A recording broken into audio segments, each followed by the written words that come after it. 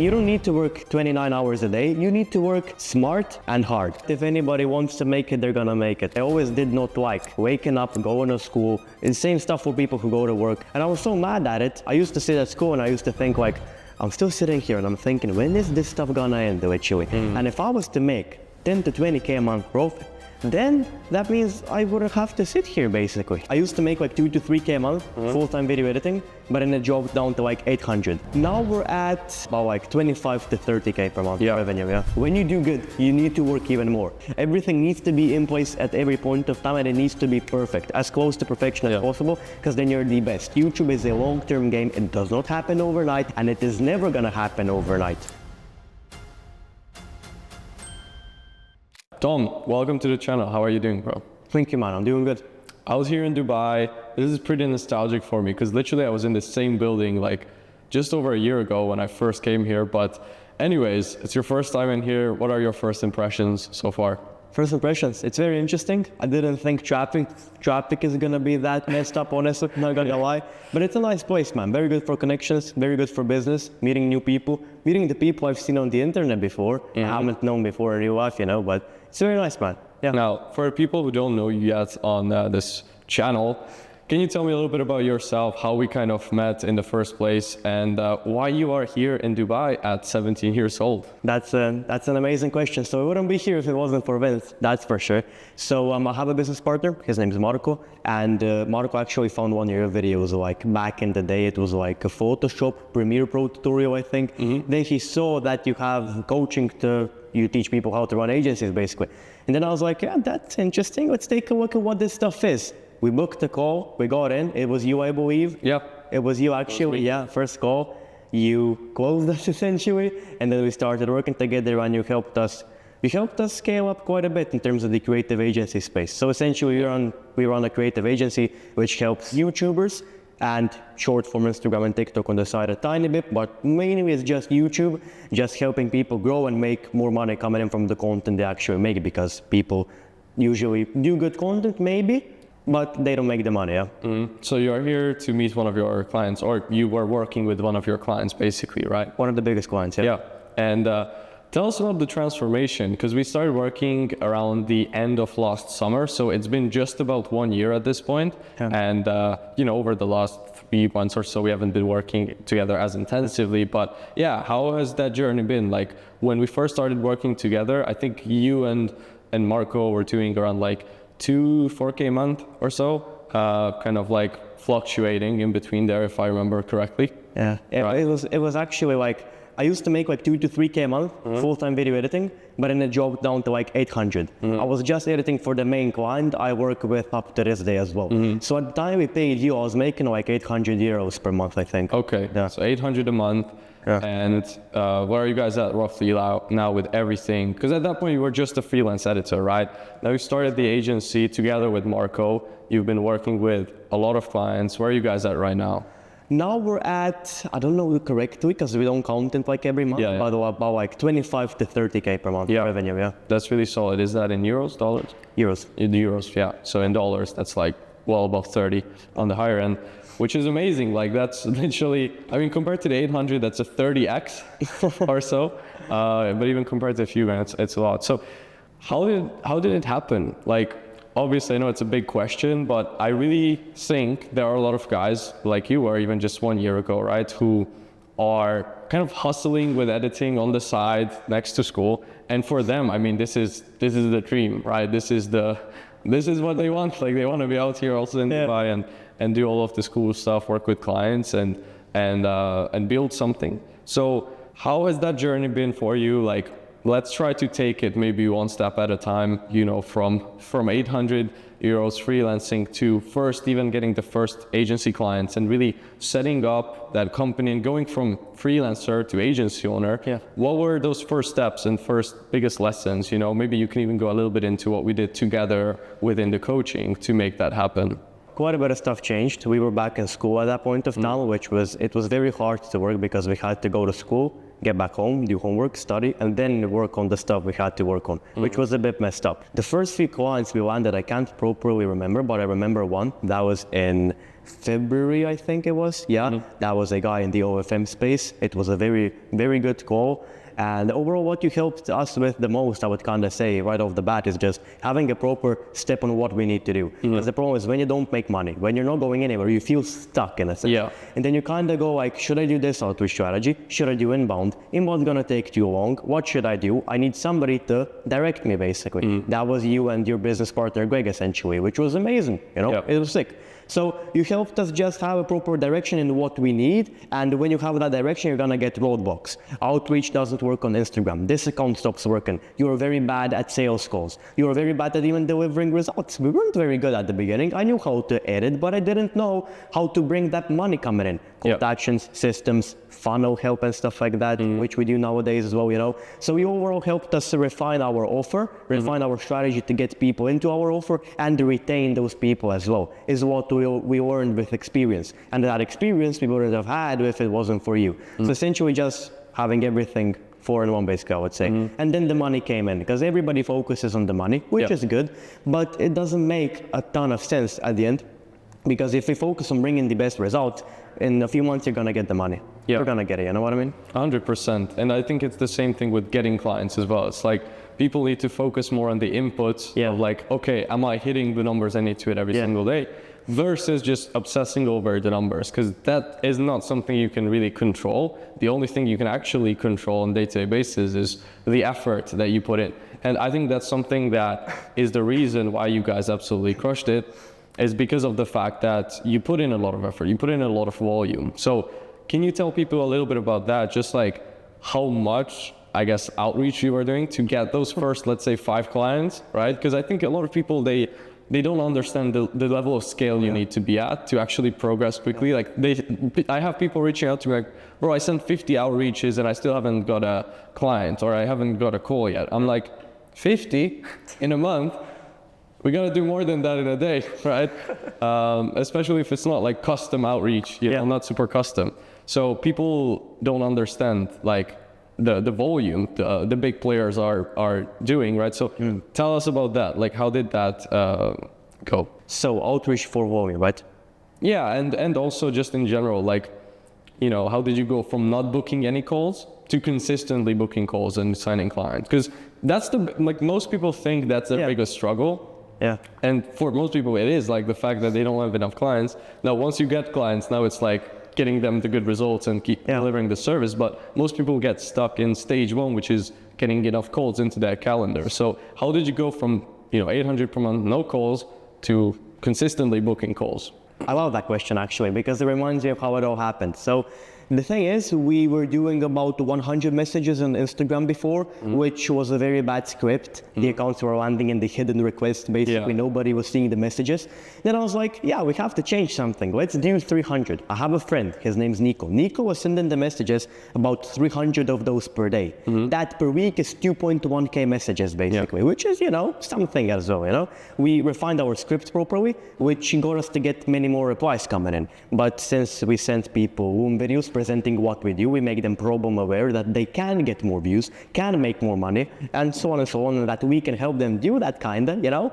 Then the Womb videos which we were sending weren't getting that good responses. They weren't getting that good of a reply rate back. Both they were getting replies which was like, I don't care. But after we changed some stuff, which you and Greg helped us change, essentially, is we started getting many more calls booked. So we went, if you want me to say the numbers, we went from like 0 calls booked per month to like, I think it was like 10 calls a month, which wasn't a lot, to be honest. Yeah, but it's still better than nothing. It's still better. Then we closed like 2 of those people. 20% closing rate, very bad. I was stuttery in the sales calls. I talk like this. I didn't know how to talk. Didn't do any gestures. It was very bad. But yeah, you helped us improve quite a bit, you know, I would say overall. Yeah, so you helped us get, I would say, in total like 15 clients. Out of those, we lost like 3 of them, I think, And we still work with like most of these guys who have stayed inside out of those like 12 then basically, yeah. And most of your clients, just to clarify, like you got it from direct outreach basically, right? Cold outreach, yeah. Yeah, so most people say that cold outreach is that, you need a personal brand, and I agree that having a personal brand is valuable. Like it makes it easier as well. Your outreach will convert better if you have a good brand. But what would you say to those people and those editors who are complaining that, oh, it's impossible to get clients anymore, you got to ignore it, it doesn't work? Because I've heard that 3 years ago, and like I was like, guys, but I'm getting clients with cold outreach, so what the fuck are you talking about? Yeah. But what would you say to those? Because I mean, for you, it didn't seem like it's too saturated. Yeah. If it was too saturated, nobody in the world would be doing it, right? So if there's still somebody doing cold outreach, I had the mindset of, if somebody's doing cold outreach, there must be a way that certain individual is doing the outreach, which means just one thing. I need to find a way how to do it properly, then I'm gonna get results, which exactly was the case. So for the editors watching this, thumbnail designers, guys doing freelancing, no cold outreach is not dead. It will most likely never be dead. It's never gonna happen. You just need to find a way on how to do it properly. Is it your script? Is it the way you do the Zoom video? The way you do the personalized video message? Do you look good to yourself in your face? Is the camera good quality? How does all of that stuff look like? You know? So it depends on a lot of factors, basically, I would say. Cool. Now, one thing I wanted to get into a little bit is having a business partner with a creative agency. I think there's a lot of people who think that it's easier if you have a business partner, which if it's the right setup, I would agree. But I think a lot of people just want to get a business partner so that they don't have to feel as alone in the beginning. And oftentimes people hire or not hire, but people partner up with business partners who don't necessarily have like a complementary skill which they don't have. Now, I think with you and Marco, you have a great setup because it's like you're kind of the sales guy and you're the front of the whole thing to some extent. Yeah, and then Marco was like, you know, more of back-end operations, team management from what I see, right? Exactly. On the outside. And I think that's the only way actually where a partnership will really work well, because if you get two sales guys into an agency, who's going to deliver for the clients? If you get two operations guys, who's going to bring in the clients, right? So what would you say to people? Because it seems like for you guys it worked out well, the partnership. Yeah, what would you say were the reasons why you got into the business with a partner instead of just trying it on your own? Marco and I have known each other from when we used to play Fortnite back in the day, in 2018. That was like 6 years ago. And we always had the same mindset. So if you have a business partner, you need to have the same vision, basically. Yeah. If Marco wants to make $1 million a month, I want to make $1 million, we're going to make it happen. If he wants to make 10K, I want to make 100K, it isn't going to work. Yeah. You know, you need to have the same vision, and then you need to have the same output, the same work ethic. Then when I fall off in terms of the work, Marco tells me, "Don't, the hell are you doing? You need to get back on track," you know? Same goes for Marco and me. Mutual connection, basically. The reason we got into it together is because we've always known each other.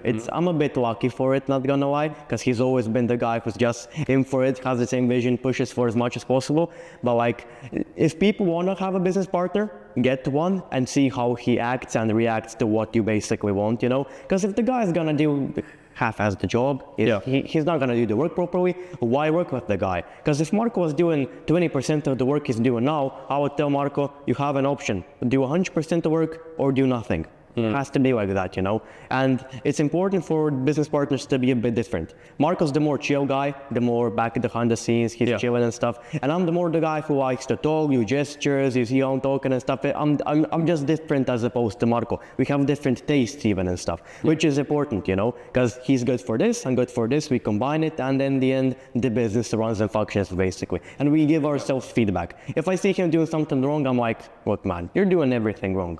And if I'm doing wrong, he tells me the same.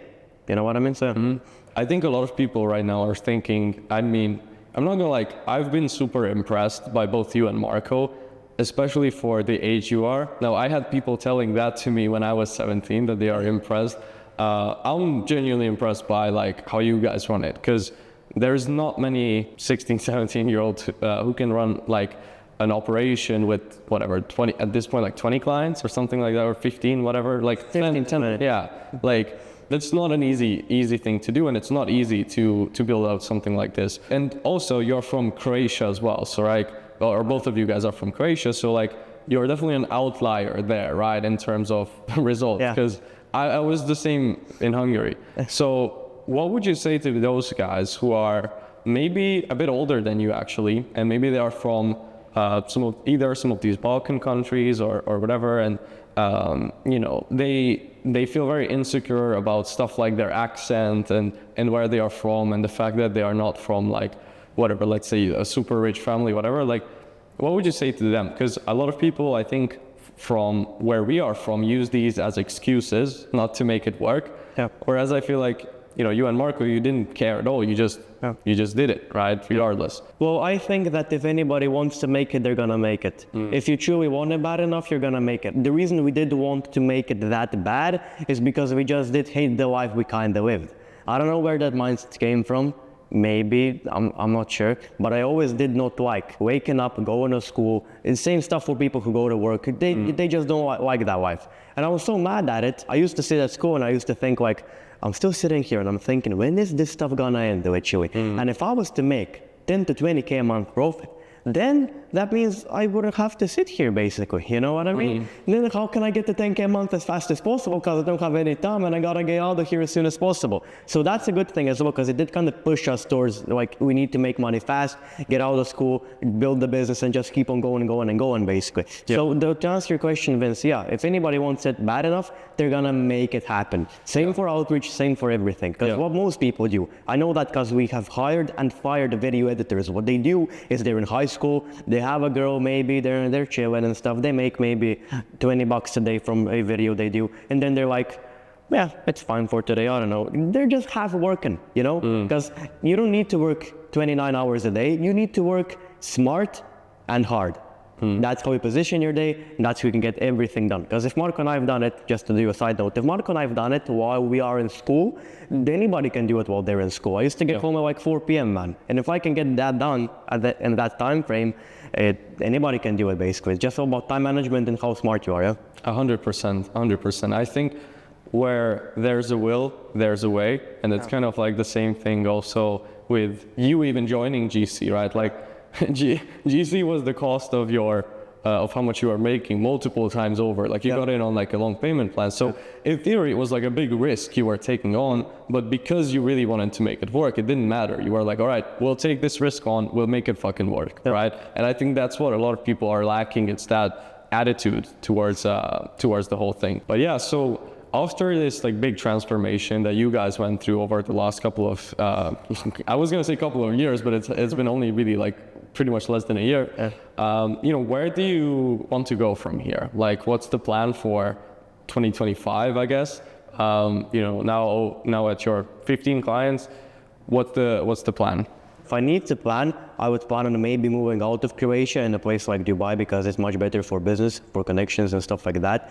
And generally just setting a foundation in my space, in the creative agency space, as one of, maybe not the best, but one of the best guys, I would say. Because if people think that, you can close anybody, you can 100%. Make any sort of money. And then from that, even like building a brand, I would consider as well. I'm doing that. Just, I'm here, you're doing that as well. It's very smart for you to do, of course. I don't want to be scared for being a nobody anymore. Because when you're a nobody, shit gets hard. Nobody knows you. You don't have any numbers, anything. You need to work for free to get a testimonial. Then reach out to people. Then the outreach doesn't work, and it's 70 million problems, literally. So if I can make anything happen right now, which is setting a foundation for people knowing who I am and the quality I provide, with Marco on the side as well, I can sell anything. Not to scam people, I'm gonna sell something more than the money, no, but sell something to provide value. So this guy makes 50K and I get 5K back, for example, 10%, just to set that foundation down. Because it still scares me a bit. Until I have the brand, I'm kind of like, if this outreach shit doesn't work, man, what am I literally gonna do? What if they implement new filters for the same scripts and stuff? What am I gonna do, that's kind of the trajectory. And if we have to talk personal stuff, keep on working, improving myself. When you improve, you make more money. Nobody's ever the best, honestly. I know we can do better. You could do better as well. 100%. Anybody can. Always. People watching can do better even. So take that as a piece of advice. You can always do better. Even when you think you're doing good. I closed like 5,000 euros in one day. It was July this year, one day. I got lucky, even let's say, that's cool. I closed 5K. Then I was sitting there, I was thinking, I'm doing good. When you do good, you need to work even more. Not start working when everything falls apart and then you're like, catch up to everything, clients, this, videos. Everything needs to be in place at every point of time and it needs to be perfect, as close to perfection as possible, because then you're the best. When somebody wants to take a client, then the client says, I have everything like that settled. I have the views, have the money coming in, amazing client connection with Marco and Dom, for example. Nobody can take your client, essentially, you know? That's kind of what my mindset now is. Because I don't want to be in the position of somebody reaching out to one of my clients and then me like, yeah, I can work for you, one video, and then I'm like, man, I don't want that to happen, you know? Yeah, I think that's actually a really good point to talk on a little bit. Is a lot of creatives think that they cannot charge high ticket. And I think even you guys in the beginning were like questioning if with this content agency business model, you could charge 3K, 4K, 5K a month, right? Yeah. And now you guys do charge those kind of retainers as well, right? Of course. Like 3K, 4K, 5K a month. So what would you say to people who want to be able to also charge those prices? Because, you know, you mentioned the importance of also getting results for your clients. And you know how crucial that is to make them money. So what do you do? What kind of clients do you work with? And what do you put in place to make sure that they make a return on the service and pretty much, you know, like make more money than they are paying you? So what we do is we try to make everything perfect. Okay. But not in the sense of it being actually perfect, because nothing is ever perfect. Meaning we would never get anything out to those of us beating the competition. We know people in the creative agency space, we analyze what they do. It's more of a subtle thing. I had to say that to nobody, actually. I haven't even spoken to you about it. But I take a look at what all these other people are doing, how they work with their clients, testimonial, that guy's YouTube channel, and I'm like, how can I make this better? Because if it's better, it's gonna make the guy more money eventually. And I make it very clear to my clients that YouTube is a long-term game. It does not happen overnight, and it is never gonna happen overnight, literally, because it's building a brand. It's not doing outreach, having a perfect script and getting lucky and landing 5 clients. It's completely different, literally. That's what I say to everybody when we start working with them, and I keep on saying it, so they don't think after the first month, yeah, I haven't made a lot of money. Yes, you haven't, because it just takes time. Yeah. You know what I mean? So for you, was there like a moment of epiphany when you first signed a higher ticket client, like a 3K one? Or do you remember like your first bigger monthly retainer? Because again, a lot of editors, they think they can't even comprehend the idea of one client paying them $3,000 a month or $4,000 a month. And I remember vividly when I signed my first like 2.5K retainer, I was like mind blown. Like I was like, oh, I thought people only pay that for like ad services or stuff like that. I didn't know I could do that with content. Do you have any memories like that? There was a guy in January, 3rd of January, I think, Alec was his name. He paid like in the ranges of 1.5 to 2.5K, I can't remember. But it was, that's high ticket, technically, isn't it? Right? Yeah, it's okay. We could say, yeah, it's okay. So he paid on January, I think, in January. That was the first guy we closed, and after that, everything changed to like 2 to 5K a month, literally. So what was the feeling of like that first 5K a month?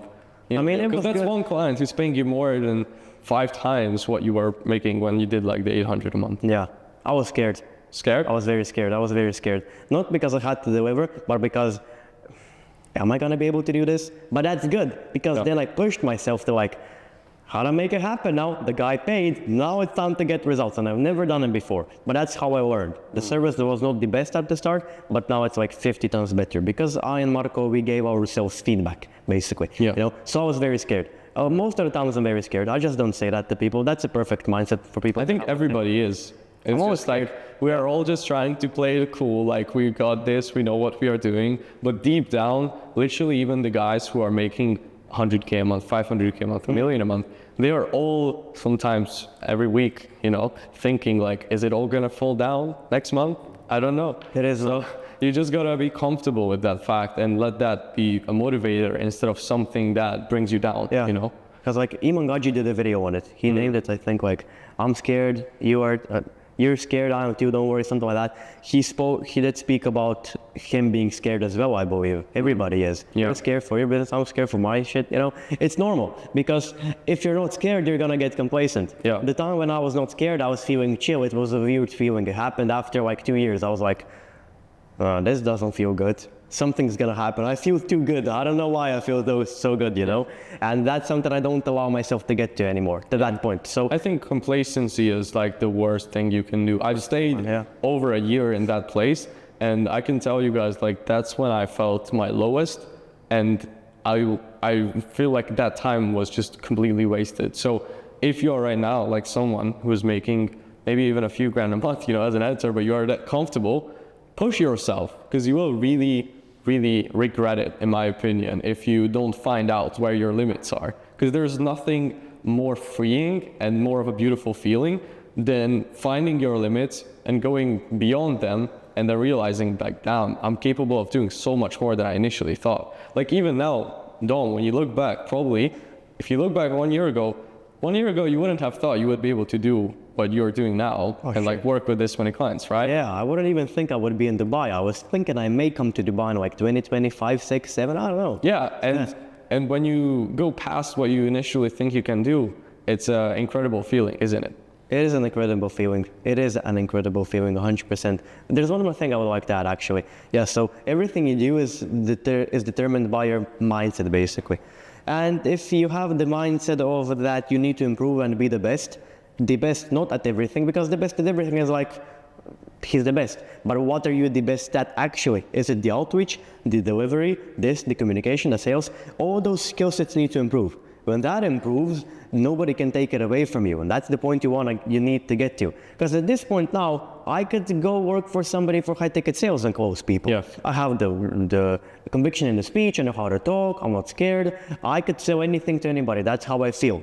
Maybe that's a bit delusional, but it helps me. You have the skill. Yeah, that cannot be taken away from you. Exactly. So the skill set is very important as well. When you build the skill, the money comes in, and people don't think they can become the best at something. You know, it feels unrealistic. You know, when somebody tells you you're the best at editing this trading video, you think like, yeah, like, did I get to this point? How long did it take? How did it happen? You know, it's interesting because people don't think they can become the best. Yeah. But they can. Anybody can. It just takes focus, like monastic focus for a period of time. Anybody can do anything they want. If you want to build a rocket ship, you're not going to build it in a year. You're going to build it in 20 years, maybe in 50. Who knows? But you're going to build a rocket ship if you truly want to build a rocket ship. So you can do anything you want, essentially. Yeah. I think self-belief is 100% key, and the biggest thing people limit themselves by is their own imagination of themselves, their own self-image, and I talk about that all the time. But anyways, we've talked about a lot of good stuff. We're coming to the end of this episode. What would you leave people with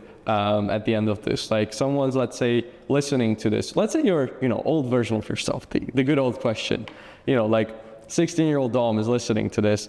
What would you tell that, guy? Yeah. If you wanted to help him out and give him what he needs to hear. Yeah. I would tell him that he should be even more scared than he is scared, that's for sure. Because if he would be more scared, he would be making 60K a month now, not 30K. And not waste time on stupid stuff, not waste time on, buying stuff to impressing people who aren't important, because those people are going to see that for a few seconds, scroll off of Instagram, and they aren't going to care anymore. And try and don't perceive that you live a life that you don't live. Because that was kind of the case. I wanted to buy the expensive stuff, the branded shirts, the perfumes and stuff I told you about. That was a bit stupid of me, wasn't it? Actually, because how does it matter? It does not matter to me anymore, actually. So people should focus on doing more work and doing quality work and working smart and hard at the same time, but not working too hard so they work dumb, basically. Yeah, and then if you just focus on that, you just focus on adding value to people, you get that as a byproduct. Could you share the story of the watch? I think that would be a good way to represent the watch. Yeah, you didn't even have to buy it because you actually focused on providing value and your skill set. Yeah, so this is a very interesting story. This happened, it was September 2022. I sent an email to a guy in the trading space. I'm not going to say his name now. I don't want to make it public. But a guy in the trading space, sent him an email, did edit a TikTok video for him, started editing videos for him. That was the guy I made the money from to pay Vince and his business partner Greg to get coached by them to build the creative agency. And I helped that guy scale to a lot of subs, make a lot of money after some time. And then we met in Dubai now. That's why I came here to meet him, essentially. That was the main point, And he gave me this Rolex, which looks amazing actually. We were at a place on the Palm. It was a house. He was talking about company values and stuff like that. And he was just like, yeah, Dom, stand up. I stood up and I was like, why should I stand up? There's people that work in the company sitting there on the sofa, and I'm like, cool. And he said, Dom, why are you so loyal to me? And I'm like, why am I so loyal? You're my biggest case study. I love to work with you because you don't talk bad about anything and you always are very transparent and we can improve and stuff, He's a very good guy. And it's basically a very very interesting story, and it just kind of does prove that if you add value to somebody, help somebody make a lot of money, you will get rewarded at the end. Yeah, exactly. So just all you did was just focusing on becoming better and making sure you're doing the best job you can, and you actually got the shit that you didn't even expect it, of course. Yeah. Let me show the watch. Can you check if it's gonna focus on the camera? Yeah, let's show it to people to motivate. Yeah. Is it in focus? Yeah, it's in focus. It is? Awesome. Yeah, so this is the watch face, as you can see. Looks sick, man, doesn't it? Nice. Yeah, so that's amazing, bro. And I'm really, really proud of you, really proud of like everything you and both Marco as well. Like, unfortunately, he flew out yesterday, so I wish he could have been here. But there was another interview we did as well a few months ago, so you guys can watch that back too in the description. Yeah. But yeah, it's been a pleasure seeing your growth, and I can't wait to see where you guys take it over the next year. So thanks a lot, Dom, for hopping on the channel. And I think people listen to this, actually take this advice to heart, because Dom and Marco, they are a prime example of what you can do, no matter where you're from, no matter what's your age, if you just really focus and put in the work. So yeah, thanks again, Dom, for being a great client and dropping a little wisdom on the channel. Yeah. And for you guys, check out his channel as well. I will leave it in the description, and you can learn a thing or two from this gentleman right here.